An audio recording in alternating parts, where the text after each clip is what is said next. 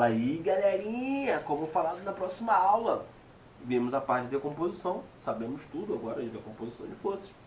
E agora a gente vai começar com o nosso querido plano inclinado. Né? Então a gente vai ver a parte agora de plano inclinado. Bem tranquilo, agora que a gente já viu a parte de decomposição de força, já tem uma noção de como a gente vai fazer para decompor, né, num plano inclinado. E aí eu vou demonstrar para vocês aqui, da melhor forma possível, como se, né, decompor no plano inclinado, que não é muito diferente daquela decomposição de força que a gente fez ali. Tá? O raciocínio é o mesmo. Beleza? Então vamos começar a nossa brincadeira. Então, ó, plano inclinado, galera. Então, um sistema mais simples utilizado para elevar objetos é o plano inclinado. Né? A vantagem de sua utilização para elevar um objeto até uma altura h consiste no fato de realizarmos uma força menor do que necessária para elevar esse objeto até uma determinada altura, diretamente na vertical. Então vamos considerar um bloco em repouso, né, e um plano inclinado com atrito. Bom, eu não falei ainda na matéria de atrito com vocês, né? Na verdade ela é a próxima matéria. Mas eu vou dar um spoiler aqui do que seria, no caso, um plano inclinado com atrito. Bom, quando a gente fala da questão do atrito, né, gente, a gente tem que ter em mente normalmente atrito a gente tem numa superfície rugosa, né? Uma superfície rugosa. Tem algumas que são rugosas, mas a olho nu a gente não consegue visualizar. Tá? Mas trazendo para o meio prático da gente, né, no nosso dia a dia, bom, com certeza você na casa da vovó, isso é coisa de fazer na casa da vovó, né? Você foi lá, pegou aquela, né, tinha aquele piso bem liso, para ficar melhor você jogou aquela água, depois você veio com aquele sabãozinho, detergente, algo do tipo, jogou ali para ficar bem escorregadio, veio em velocidade e escorregou. Bom, aquilo ali que você criou, na verdade, você diminuiu o atrito, né, com o solo, né, fazendo com que você andasse por mais, percorresse um caminho bem maior, deslizasse mais. Né? Na verdade, o atrito é uma das formas que a gente tem de se manter em pé. Caso a gente não tivesse o atrito, a gente não conseguiria ficar em pé. Né? A gente tentaria e toda hora escorregaria. Então, o atrito nada mais é do que isso. É uma força que ela é contrária ao movimento e que se dá devido ali à rugosidade, né, do plano, no caso ali do chão, né, em que você está pisando. Tá bom? E aí sabe-se que o resultante das forças que atuam sobre o bloco deve ser nula. Por que eu falei da parte ali do plano inclinado com o atrito? Porque se você tem um objeto que está sobre um plano inclinado e não tem o atrito ali, o que vai acontecer com esse bloco? Esse bloco vai descer. Né? Então a gente vai considerar nesse caso aqui a parte, como eu falei, de atrito, para que a gente não, né, tenha um limite ali e esse bloco fique parado ali para a gente analisar isso aqui. Tá? Mas caso não tivesse esse atrito, esse bloco iria descer. Tudo bem? E aí, o seguinte, sabe-se que a resultante das forças que atuam sobre um bloco deve ser nula. Logo, deve haver uma força vertical para cima atuando sobre o bloco, de modo a anular-se com a força peso vertical para baixo. Então eu quero que vocês entendam uma coisa, olha isso aqui. Bom, reparem, né, primeiramente aqui a gente tem um ângulo θ. Tá? Que daqui a pouco eu vou demonstrar para vocês uma outra coisa. E aqui, ó, a gente tem esse ângulo θ. E aí é o seguinte, reparem que a força peso, ela não está perpendicular, né, ao plano. Não. A força peso, ela está indo em direção, ó, né, ao centro. Então tá aqui, ó. Ela não está se comportando perpendicular ao bloco, no caso, ao plano. Né? Ela não está se comportando perpendicular ao plano. Tá? E aí, como é que a gente vai fazer? Se isso está em equilíbrio, eu preciso ter uma certa força para cima. Né? Eu tenho que ter uma certa força para cima para que isso esteja em equilíbrio. E aí a gente tem essa força exercida pela superfície para cima. Falando isso, essa é a normal. Não, não é a normal. Tá? Ela é uma resultante de duas forças que eu já vou falar para vocês. E aí vai se tornar essa resultante aqui, fazendo com que esse bloco esteja em equilíbrio.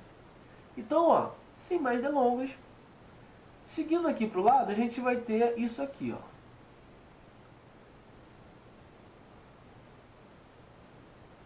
Isso nada mais é do que uma força que foi decomposta, né? E aí, quem são essas forças que foram decompostas? Bom, essa daqui é a normal. E aí faz sentido, ó, normal. Por que normal? Porque normal ali, ó, perpendicular ao plano. É uma força, né, no caso dessa superfície, né, em relação a quem? Ao nosso bloco. Então, isso aqui é a normal. E quem é essa FA que eu falei? Foi a força de atrito que a gente colocou ali para, no caso, esse bloco não descer, tá? Para usar esse exemplo. Tudo bem, Vantos. Então você já decompôs essa força, está em equilíbrio. E aí eu preciso também decompor o quê? A força-peso. Né? Se eu estou decompondo essa daqui, eu também tenho que decompor a força-peso. E aí, ó, a gente vai chamar isso de PY e vai chamar isso de PX. Tá decomposto? Agora sim, Vantos. Agora deu para decompor. Agora eu entendi. Agora eu estou vendo que a normal realmente está ali perpendicular ao plano, tá ok. Estou vendo ali a força de atrito, tudo bem, eu entendi. Estou vendo a minha força-peso que está lá em direção ao centro da Terra, tá ok. Peguei a minha PY, aí percebi que PY vai ser igual a normal, beleza. E percebi que a minha PX vai ser igual a FA, beleza. Então realmente isso está em equilíbrio, consegui entender isso aqui.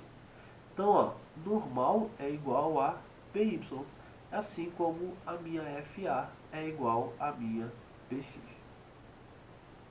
Tá aqui, beleza?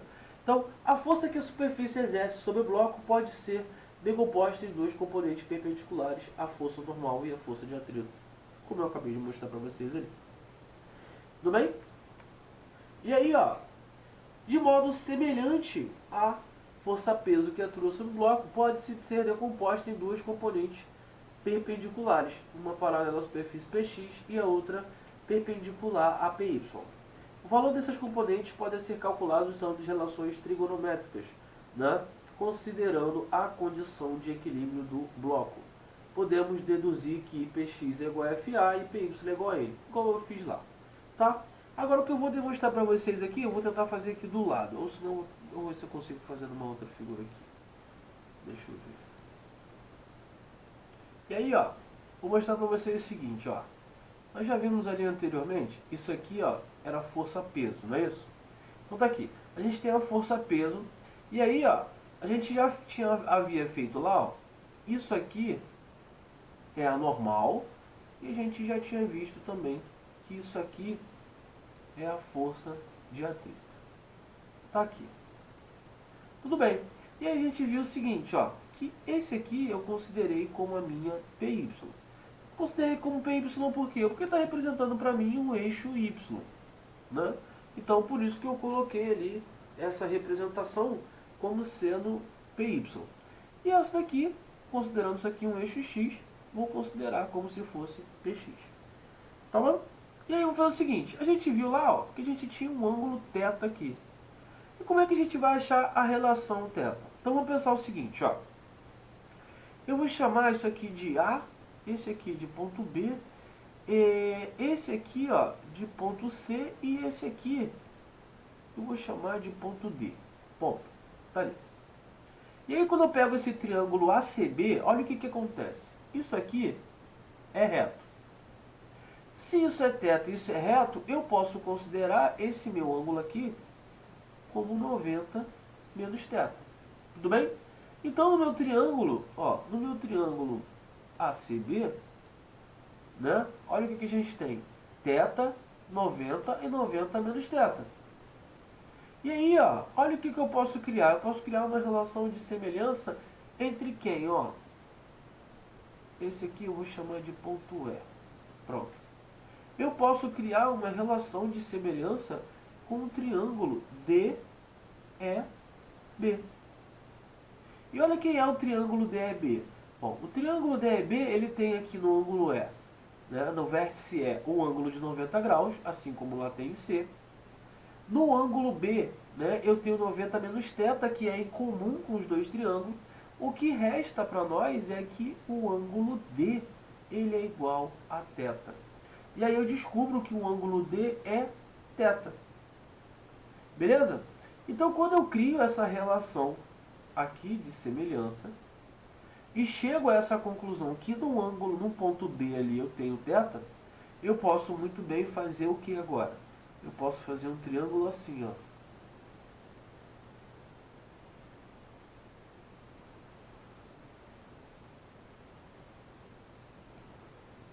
Tá? Eu posso fazer isso aqui. E aí, ó, o que a gente vai ter ali naquela situação? Né?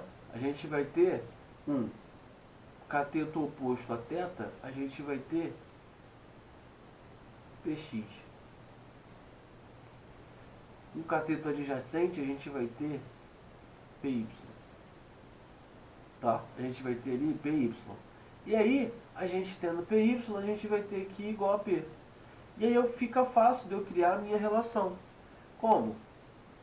Seno de θ é igual a px sobre p. O meu cosseno de θ, né? O meu cosseno de θ vai ser igual ao meu py sobre p. E aí, ó, o que eu vou chegar à conclusão aqui? Simples, ó.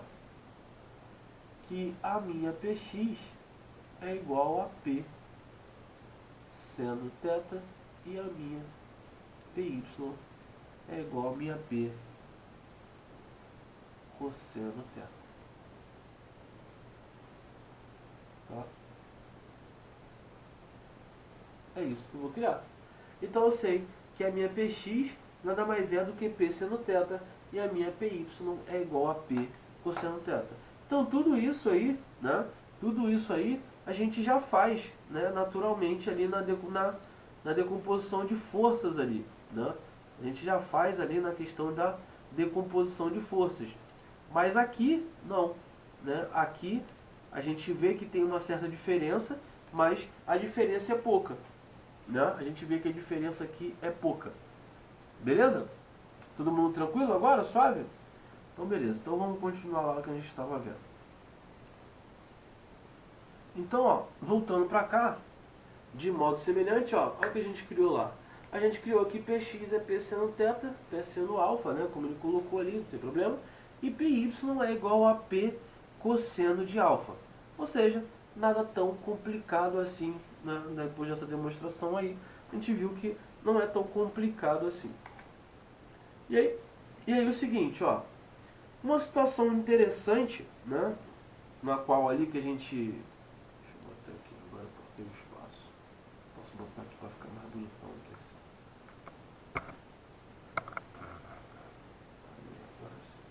E aí, ó, uma situação interessante é aquela no qual um objeto desce ou sobe um plano inclinado sem atrito, como mostra na figura a seguir. Então, naquele exemplo que eu mostrei para vocês, né, a gente considerou o atrito ali para manter aquela relação de equilíbrio ali. Aqui não, aqui a gente não tem mais essa força de atrito. Se a gente não tem a força de atrito, a gente vai ter o quê? Claro, a normal igual a PY, tudo bem, sem problema nenhum. E a minha PX vai ser o quê? A minha PX vai ser a resultante, galera. Ela vai ser a resultante da minha, né, do meu movimento ali, o que vai fazer o quê? Vai fazer com que essa caixa desça. Tá bom? E aí, ao decompormos as forças que atuam sobre o bloco, percebemos que a componente Px é a força resultante que atua sobre ele. Ou seja, é a força responsável pela aceleração do bloco. O módulo dessa aceleração pode ser facilmente determinado, né, em que Py é igual a normal, equilíbrio força resultante é zero, claro, e força resultante é igual a Px, movimento acelerado. E aí, galera, a gente pode fazer o seguinte, ó. Bom, se a minha força resultante, né, é igual a Px, e resultante é sempre massa vezes aceleração, olha que coisa legal acontece. A gente sabe que a nossa Px é P seno θ. Isso é igual a massa vezes aceleração. E aí a gente sabe que peso nada mais é do que massa vezes gravidade vezes seno de θ. É igual a massa vezes aceleração. Opa, opa, opa. Então quer dizer que a minha aceleração vai ser igual a g seno θ. Beleza. Então a gente chegou a essa conclusão. a aceleração é igual a G seno θ, e mais uma vez você está na frente. Mas tudo bem, resolvido o problema. E aí, P seno θ e tal, a gente chegou a essa conclusão. E aí, gente, ó, olha o que acontece. Bom, a gente botou ali que a Px é igual a massa vezes a aceleração, a gente fez a situação toda. Então quer dizer que a minha aceleração não depende da massa? Ali só está dizendo para mim que o que importa é a gravidade e o seno do ângulo. Simplesmente esses dois já podem me dar, no caso, a aceleração ali. Pois é, galerinha, é isso que acontece. E é isso que acontece, sim, mais uma vez.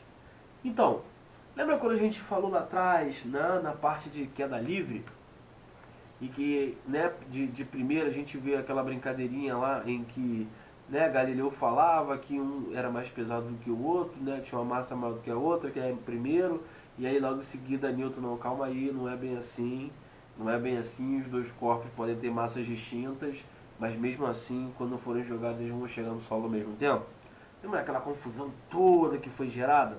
Então, mais uma vez, Newton se mostrou realmente, né, no caso, a sua teoria se mostrou novamente verdadeira. E aí, quando a gente tem a questão do plano inclinado, o que a gente tem que ter em mente? Bom, o plano inclinado, ele tem, né, parte, né, ele tem parte do movimento ali na horizontal e parte do movimento na vertical, o que caracteriza parte, né, do nosso movimento vertical, né, a questão da queda livre.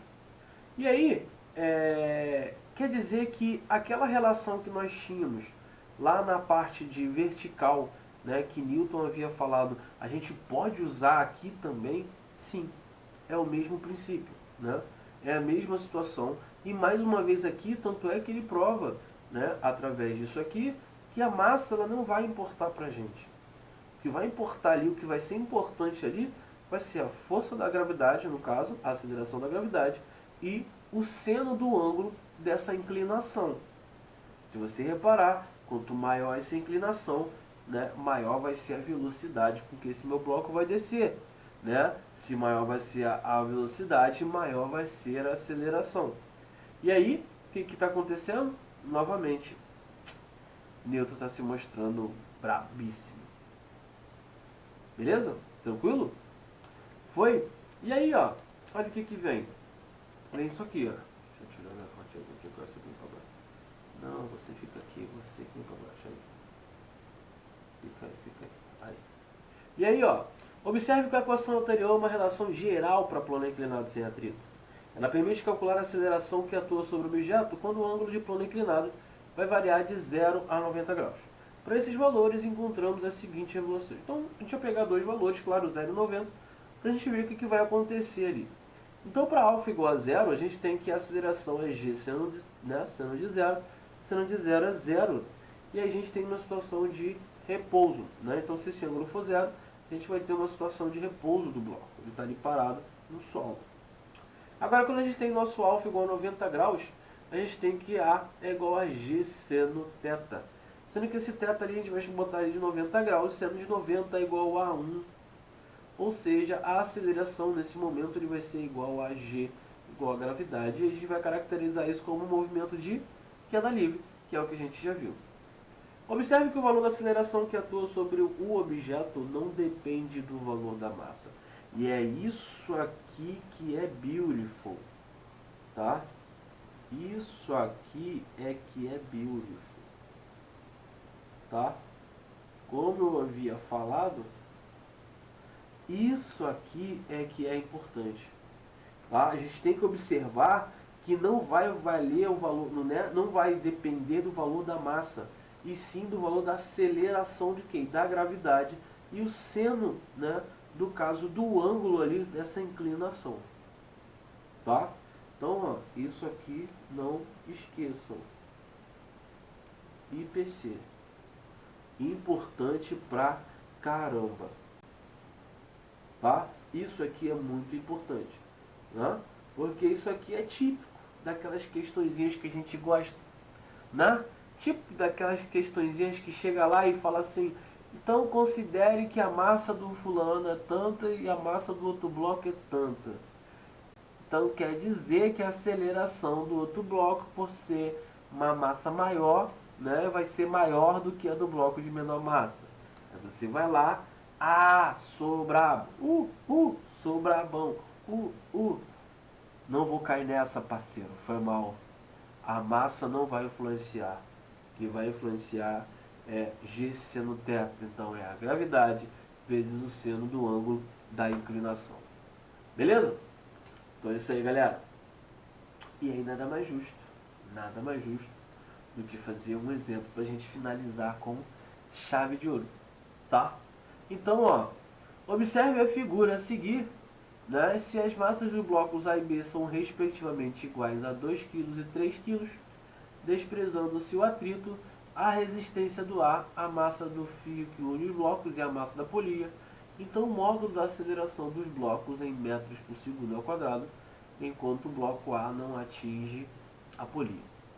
Bom, se vocês repararem, ele já deu enquanto o bloco A não atinge a polia. Ele já começou sendo legal com a gente. O que ele fez? Ele já está dizendo para a gente que o bloco A está indo para lá e o bloco B está vindo para cá. Ele já está meio que aliviando para a gente. Né? Mas vamos fazer o seguinte, vamos supor que ele não tenha dado essa informação.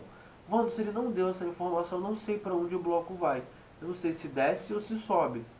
Tem como a gente fazer alguma forma aí pra gente ver? Tem.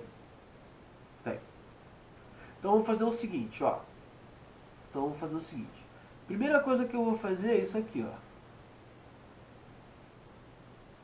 Usar aquela expressão lá que a gente já tinha visto. Isso aqui é PX. Avante, se PY... Bom, eu não vou precisar de PY, tá, gente? Eu não vou precisar de PY, eu vou decompor ela aqui para vocês, sem problema. Mas eu não vou precisar de PY. Por quê? PY é caso ele me perguntasse algo sobre a normal. Mas ele não perguntou nada sobre a normal, ele quer saber a resultante, né? A aceleração resultante dos blocos.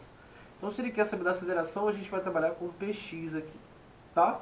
Mas eu coloquei ali só para representar pra gente. E aí eu já sei o seguinte, ó.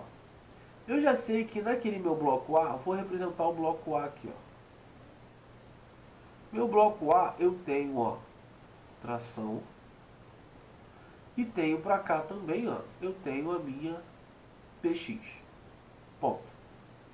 Considerando a situação de equilíbrio. Tá? E aí, logo em seguida, eu tenho aqui, ó, o meu bloco B, em que eu tenho tração. E tenho para baixo o peso do bloco B. Tudo bem? Igual a gente já tinha feito na decomposição de forças anteriormente. E aí o que eu preciso fazer? Bom, Wanderson, a minha PX, eu sei que PX vou considerar, apenas considerar. Levando em conta que eu não sei nada ainda para onde vai. Eu vou considerar então em equilíbrio que PX é igual a tração. Tá bom? E vou considerar também, como está em equilíbrio tração e peso aqui de B, vou considerar que a tração é igual ao peso de B.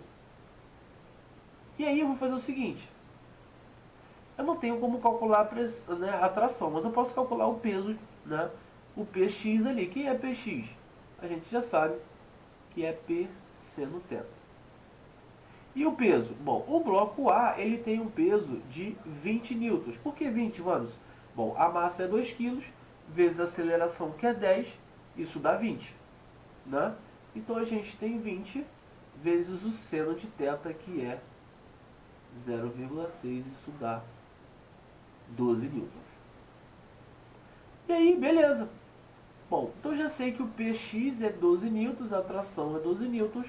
E quem é o peso do bloco B? Bom, o peso do bloco B, que vai ser igual à tração também, tecnicamente, se tiver em equilíbrio, teria que dar 12, né?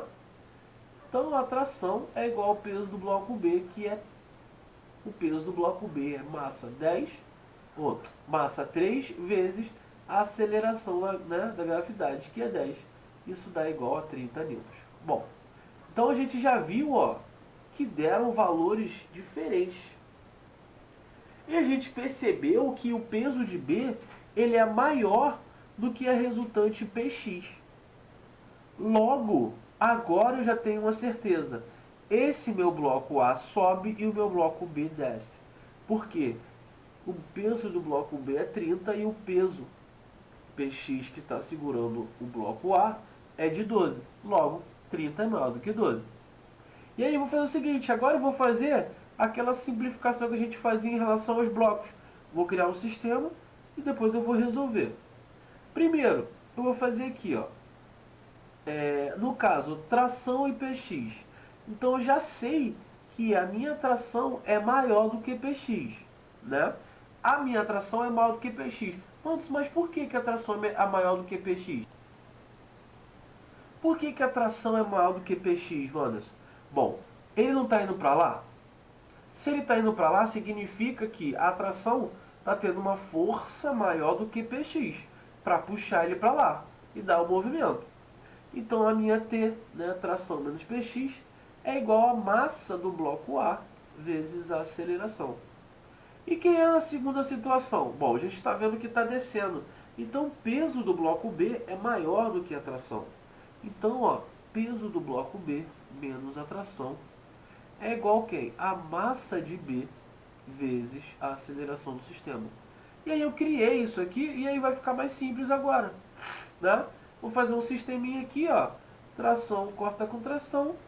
Então, ó, peso de B menos Px é igual a MA mais MB vezes a aceleração. Quem é o peso do bloco B? A gente já descobriu ali, ó. Deixa eu ver quanto é que é. E aí, ó, peso do bloco B já deu 30 newtons. Menos Px, que é igual a 12. Massa de A mais massa de B, a gente vai ter 2 mais 3, 5 vezes a aceleração. 30 menos 12, isso dá 18, é igual a 5 vezes a aceleração. A aceleração é 18 quintos, que isso dá 3,6 metros por segundo ao quadrado. Aqui, essa é a aceleração imposta. Então você pode perceber aqui que não é algo tão complicado assim, né? Aqui não é algo tão complicado. A gente olha assim, claro, pode ficar mais complicado? Infelizmente pode, tá? Mas aqui é algo que não é tão complicado. Então o que a gente teria que fazer? Bom, ali ele disse que o bloco A não atinge a polia.